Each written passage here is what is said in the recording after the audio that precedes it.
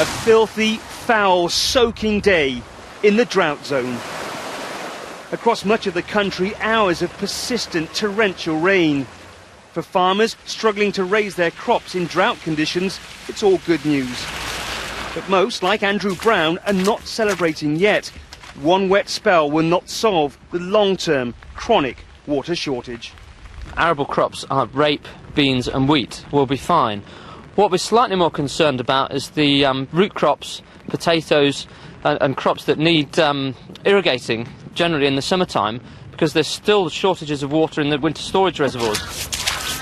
Here at Pittsford Reservoir, it's been chucking it down. But supplies here are still 25% lower than they should be.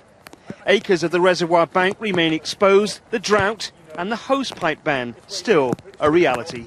This last few weeks of rain have been really helpful for us, even if only because it's dissuaded people from watering their plants and washing their cars, so demand has been reduced. But fundamentally, we've got to remember we've just had the driest 18 months in a century. That's a really serious thing to be coming off the back of, and it means that just a few wet weeks aren't really materially going to change the situation we're in.